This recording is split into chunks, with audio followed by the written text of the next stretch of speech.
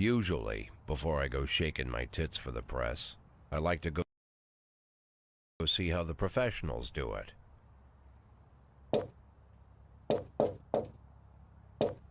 Some might say the chief of police has no business in an institution like this, but in fact it's the quietest and safest place in town. You won't run into any reporters, nobody gets into any fights, nobody drinks too much, nobody even raises their voice. The place is owned by an elderly gentleman who knows how to keep things under control. That's why I never invite my friends here. I wanted to make an exception for my 60th birthday, but most of my colleagues are young enough to be my sons, and they'd rather just hire prostitutes. Why stare at some boobs when you can take the whole package for yourself? But there's none of that in our club. Even looking too long is considered indecent. You can get an occasional glimpse, like by accident. The rest of the time you just pretend that you're immersed in conversation, or just come by for a drink. Doesn't mean these gentlemen wouldn't want their bald heads smothered in tits. It's just that nobody says it out loud. My younger colleagues might call it hypocrisy, but I call it the good old-fashioned manners. Good manners and leave the rest unsaid. She agrees to unbutton her blouse, and we agree not to pay too much attention. The girls are on a quiet prowl, too. They're looking for a way out of their cramped rooms. Maybe make friends with some wealthy patron with a pacemaker and dentures. Everybody wants something. But we have to control ourselves, or we'll all turn into libertines and prostitutes. Hell, if there weren't any rules, I'd be belching and farting, jumping up on the table, arms held high, yelling, "Shake it, baby!"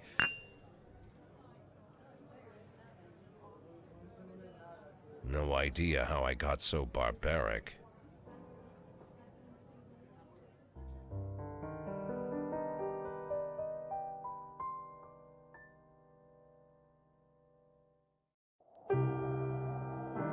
Ladies and gentlemen of YouTube, hello, it's me and Holiness and welcome to This is the Police. It's a really cool game, guys, yeah. But you have seen, that was the intro, setting up the mood, you know. So we're gonna hop in and let me just see. It's gonna be a trip, yeah guys.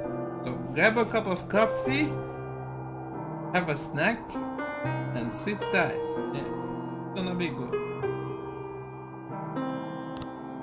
This is a very story-driven game, by the way, so it might happen that I'm not the one who done the most of the talking.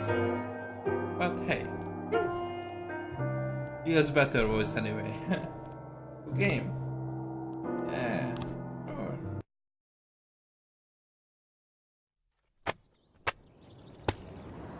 Major Rogers, sex mania. This is the daily news, by the way. City Hall confirms rumors of Jack Boyd's resignation. This is who we are. We are Jack Boyd. Yeah. Mark War 2, Tony Freeberg the day before the murderous premiere. By the Major's personal request. Go to work. Ooh. Come on, yeah. Cool car. Never let us down. When I was a kid, my father sometimes told me at bedtime that if I closed my eyes and didn't open them for a long time, all the demons would blow away. Yesterday I turned 60, but I still take his advice. Not because I'm sentimental or want to keep the memory of my father alive. I just can't think of a better solution. To get away from all the demons that haunt Freeburg, I'd need to wear a blindfold 24/7. Plus, it's a good idea to act blind when talking to reporters. At least that's what my colleagues say. They're afraid of press conferences. But for me, it's more like a confessional. No matter what lies you tell, you're privately thinking the honest answers. It helps me remember who I am. The fact that I'll be reading all about it in the papers tomorrow is a small price to pay. Call it penance for the preacher.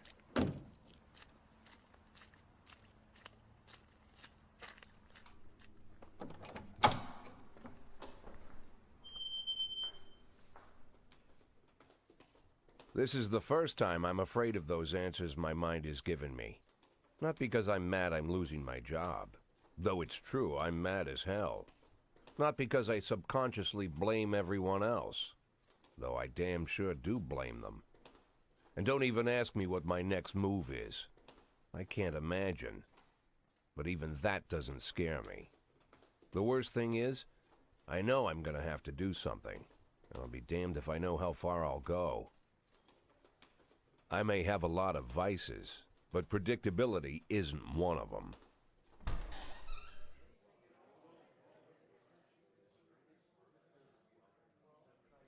I learned a long time ago how to drive away the swarming demons. But what do you do when they're trying to rip your soul from your skin? Shutting my eyes tight as I can. The best solution remains the same: play blind. I just hope the reporters think I was blinded by the camera flash.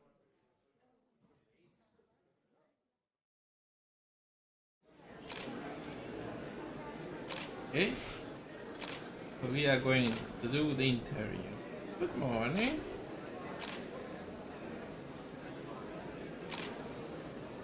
Yesterday, the mayor's office officially announced your resignation. Did this come as a surprise, or did you know about it in advance? Surprise? The mayor discussed it with me. I've been expecting this bullshit from the mayor. That's the difference.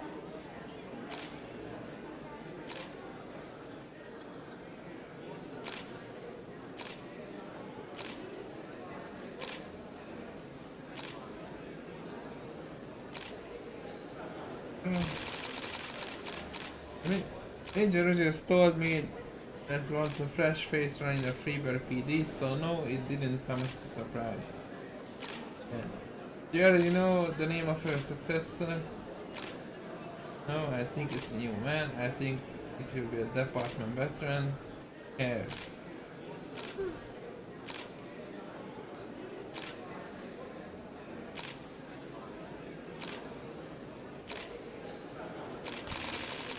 But in there is some new blood, a fresh mind to take a fresh look at the problem.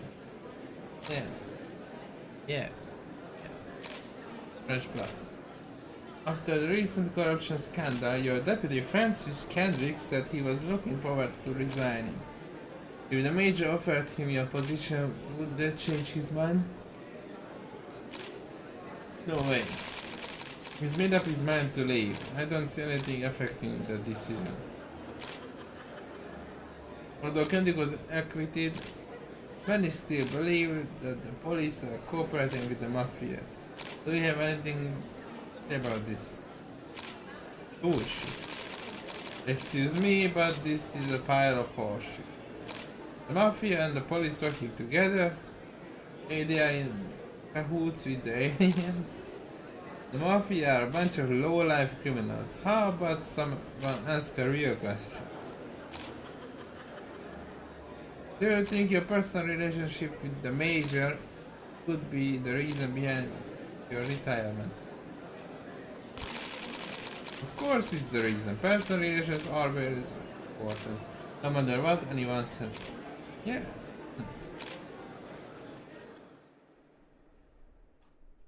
How's the back today, Mr. Boyd? Same as usual. How did the press conference go? You can read about it in the newspapers tomorrow. Don't let anyone in. Even Mr. Kendrick? Especially Mr. Kendrick.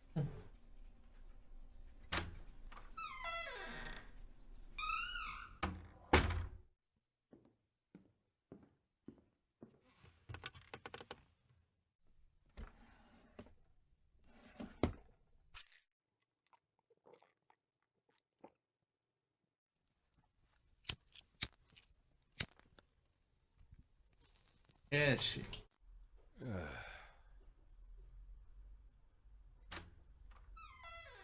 As soon as I heard the door creak, I knew what face I'd see. When I tell Emma not to let anyone in, there's only one man it could be. Rude, arrogant, no warning. That's Mayor Rogers in a nutshell. White summer shoes, white socks, white shorts, white polo shirt, and the white smile of a hungry shark. Mayor Rogers enters every room like he owns the place. Even the floorboards under his feet sound like they're creaking an apology. He never shied away from the odd corruption scheme. It's like the devil walks behind him. In the movies, the villains controlling the city play golf with the judges. Rogers plays tennis with them instead. That's about the only difference. Jack, I was hoping to catch you after the press conference. You ran away so quick. There's no smoking at City Hall. No reason for me to hang around. Well, this morning I signed a ban on smoking in all public buildings. Soon you won't be able to smoke here either. Soon enough I won't be here at all. That's what I wanted to talk to you about. The people of this city like you, Jack. The police chief of all people. Don't betray that, Jack.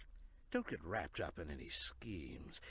Sit nice and quiet for the next 180 days, and you'll be remembered as a hero. That's the only thing that you still have left. Be the hero. Then how am I supposed to scrape together a retirement fund? You had a million chances to secure a luxury pension, one that even I would have envied, although I've never set aside any money for myself. I'm not planning to retire anytime soon.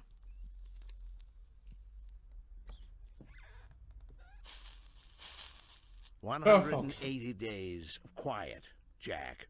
That's all I need.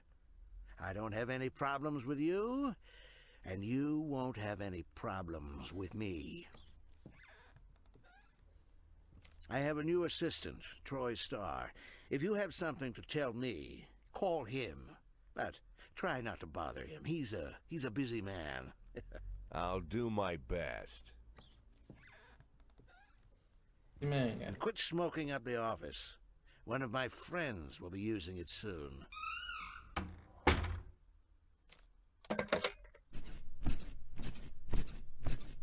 Damn. Oh, I'm sorry, babe. Only the mayor has this number. Mr. Mayor? Yeah, is this Troy Starr? Yes? Go fuck yourself, Troy Starr.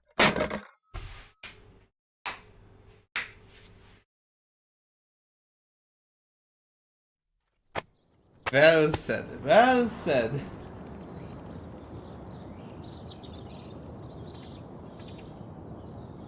What? Head of Culture Department owns Villa in Italy. Jack Boy confirms police cooperation with the mafia. You didn't said that.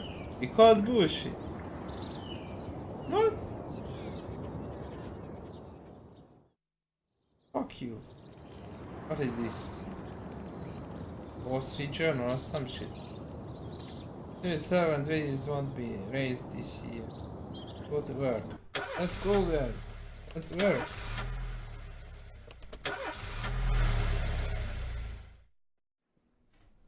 Cops don't use the police station cafeteria anymore. There's some kind of stigma against sitting shoulder to shoulder with your partners. Everybody just takes snacks from the machines or grabs a meal and hammers it down in the corner like a vulture on a corpse. The main thing?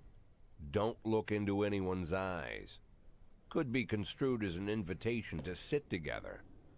The only people eating here are ghosts.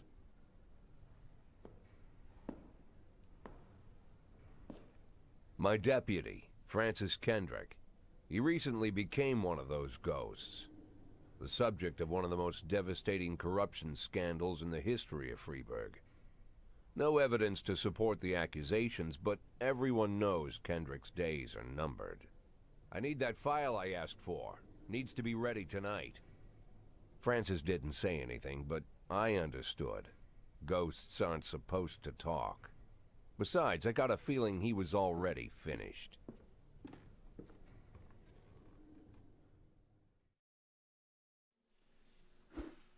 Okay, here is the playing part of the game.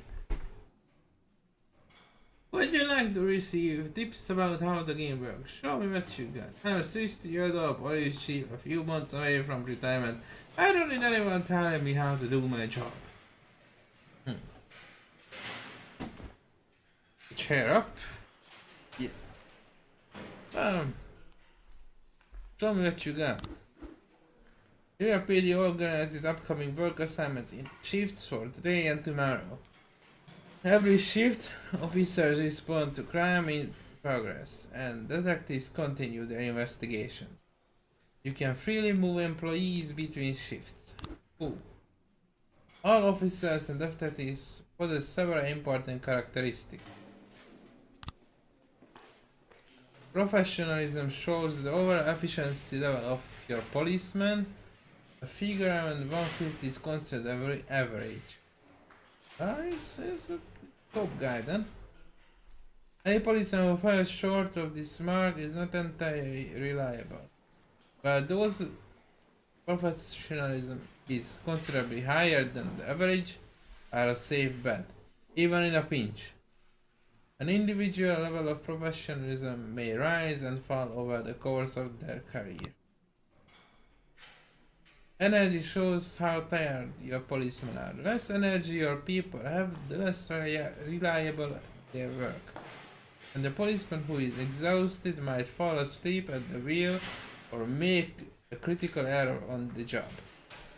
Your employees lose 1 point of energy after each working day and restore 1 point after each day of rest. Cool! The employees don't tell you everything. Some additional characteristics are hidden from you. For instance, some cops are lazy and will come up with any reason they can't think of it to take the day off. While others like drink too much. You can only guess about these things, but you should be able to draw your own conclusions based on the behavior of your employees. Oh man. Okay. So these are the detectives. And these are the policemen. Well, Price, you are a useless shit, right? Anyway. Start the day. The cigar is still there.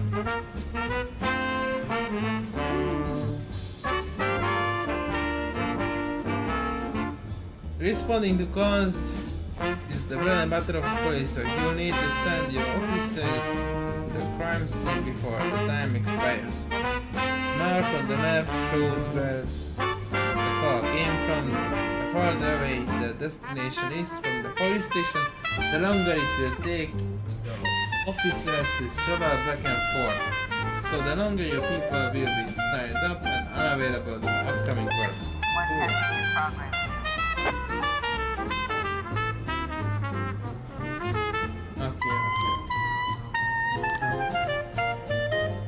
So, hit and run every day more.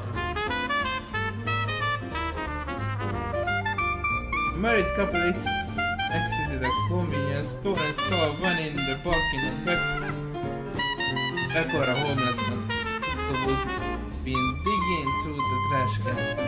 The driver jumped out to help, but once he saw that he is lamb, got back in the van and quickly drove away. Okay. Well, that's something. Yeah, that's not her with this guy.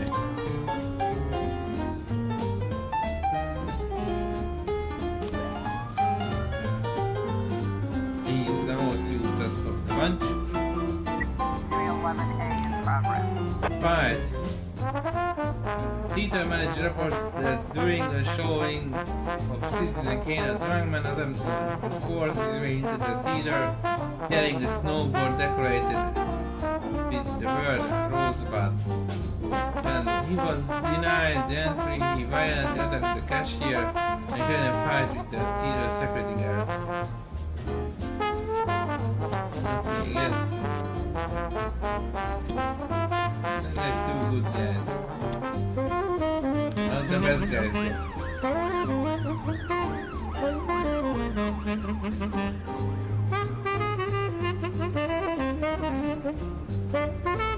Cool music, yeah. Like it. Do you like it? Oh, it's raining. Eternal report.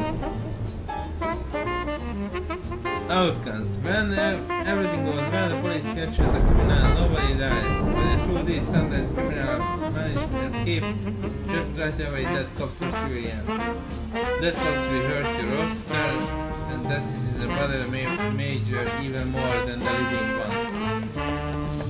Often the last games. Ah, price you use the shit. 311A complete. When you got them, soon as I have. Oh.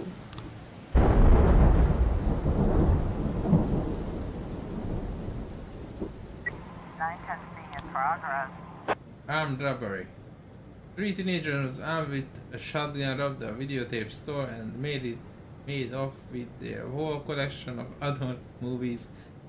The criminals fled in a car, but the store manager wrote down the car's license plate. The owner is one Janet Brown, who lives in the suburbs. Okay. Okay. They're the two best men. Two best. 311A in progress. What up with this one? Right, Johnson. When we.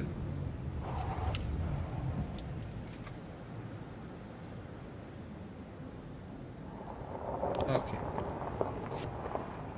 So it's a fight. Birdie and Hassan.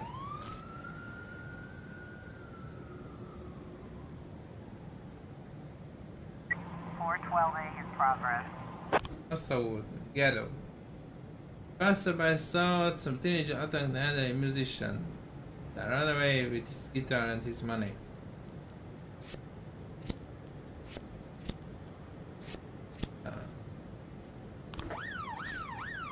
Looks like we have a situation Alright, here. Torres, when your cops aren't sure how to proceed, they might contact you and us to handle the situation. Try to deal with whatever comes up, but don't waste all of time on this stuff. You have plenty of other problems on your plate. Okay. The vehicle is in question is parked right outside the Brown residence.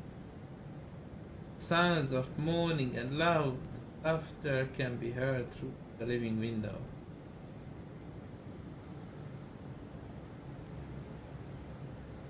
Open up, police. Offer the escort. Officers unharmed. Ooh. Yeah, man.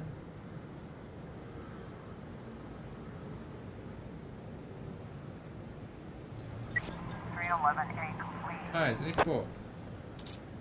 Offender Scott, officers unharmed. Yeah.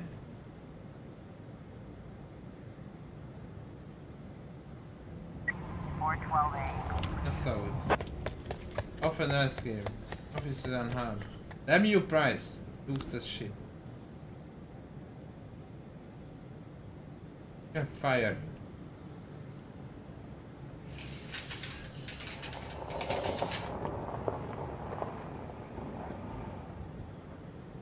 The day. I think you need a cup access, but you can order any cup. Okay.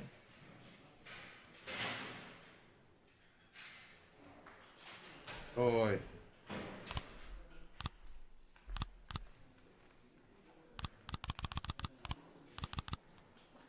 Okay. Huh. Used to be when I asked Kendrick to stay late at the office, he liked to grumble and crack wise. Nowadays, he doesn't have the strength for it. Slumped shoulders, blank stare, wrinkled skin. The past few weeks, I don't hardly recognize my old friend. In his younger years, he reminded me of a gallant royal officer in an old Kipling story. Kendrick isn't just crumbling under the weight of the public pressure, but from the shame of it all. Internal Affairs raided the library he inherited from his grandfather, hoping they'd find buckets of cash stashed in the pages. Heard about the look on his face, the fearless policeman standing helpless in horror. I've known Francis for 30 years. The past 20 years he's played loose with the law. And I know that at a certain point every stolen dollar brings more misery than anything else. Probably sounds crazy, but I sympathize with the guy. What can I do? Your friends are your friends, and these are the waters we swim in. Called all of the people on that list today.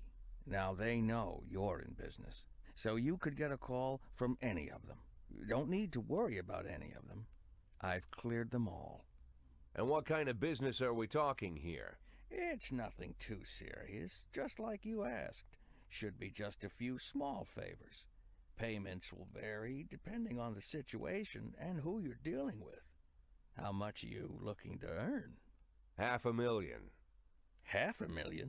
Why not a whole million? Because everybody wants to take $1 million. Figured I'd try something different. $500,000 in 180 days?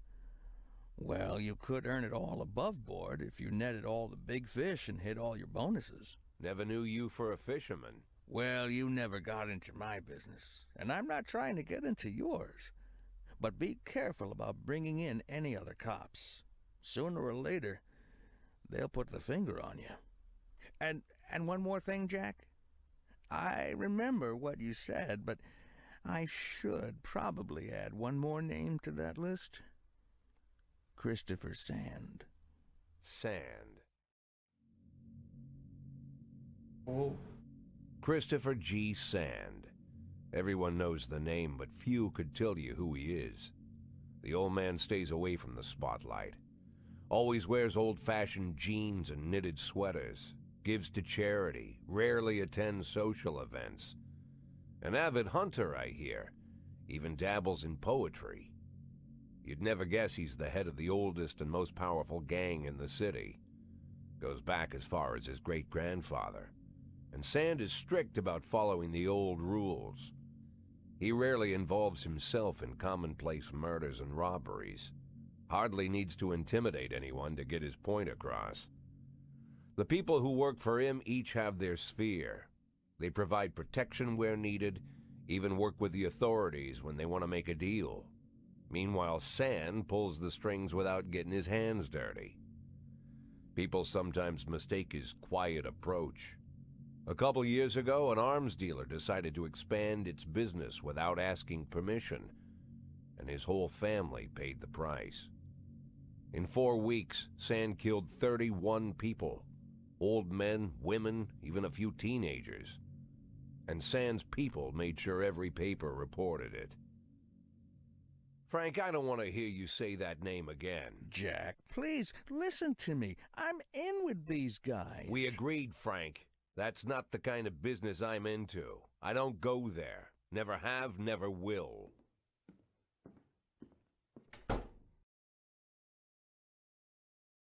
Okay. Okay, so I'm gonna leave this video here of This Is the Police. I hope you like it. Tell me in the comments below what do you think. I especially like the voiceovers, yeah. Pretty good, yeah. Also, there's gonna be a vote held right there about future content on the channel. So, if you have time, please make a vote. Also, consider subscribing. Thank you for watching, and see you next time.